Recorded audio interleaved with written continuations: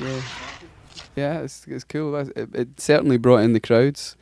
Not particularly the right crowd, but it definitely brought in certain crowds of people.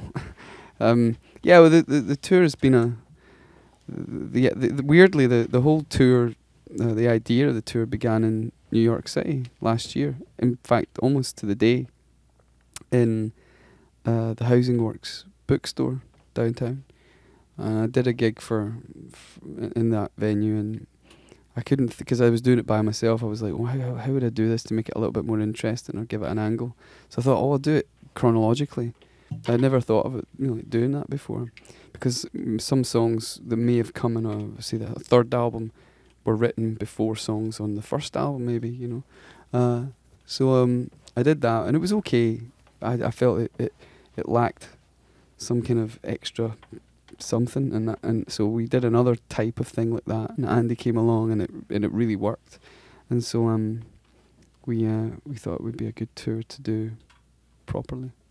It's been we throw it out at the end of the show, and do some requests for sure, but it's pretty strict in its chronology. Is that right? Chronology. Chronological. Chronological. Chronologicism. Let's continue with the interview. Yeah.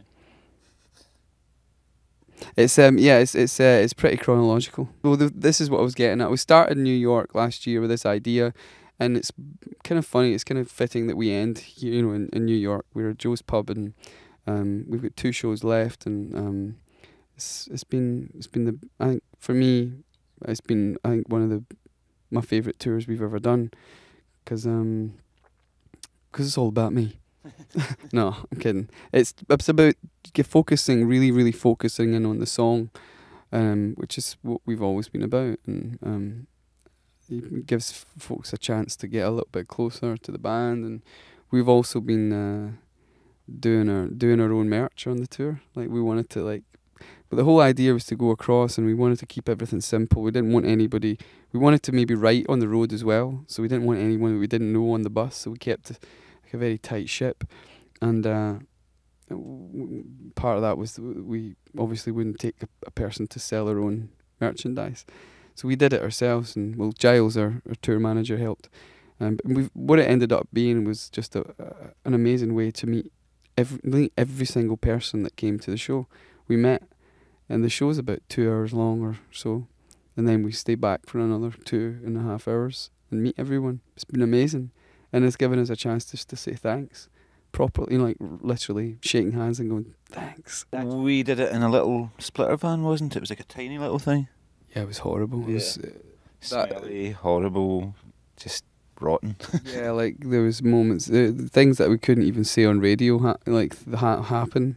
I don't know, they were just unsavoury, because you've got 5 guys or 6 guys in a minibus. 6 young men stuck in a little tin can. Yeah. There was who was tour managers then? That was Mo. Mo, yeah. It was one time we were lost somewhere in the middle of America, between somewhere and somewhere, and we saw this light in the horizon. We were looking for somewhere to sleep. We saw this light in the horizon, and it was a weird sort of ominous kind of thing. It said Scottish Inns. We're like, that's for us. So we pulled in, and it was one of the most awful. It was horrific experiences of our lives. Yeah, me and Dougie were sharing a room, and there was cockroaches and all these things. And Dougie got up in the middle of the night to go and phone his girlfriend, and found himself. The guy said, there's no phones. You can use the one in the house. And so Dougie's standing in the middle of this dark room, and his eyes are adjusting to the light, and he looks down, and there's all these people in sleeping bags on the floor of this guy's living room, looking up at Dougie like this. Dougie's on the phone to Just, going, Just, I'll call you back in a minute.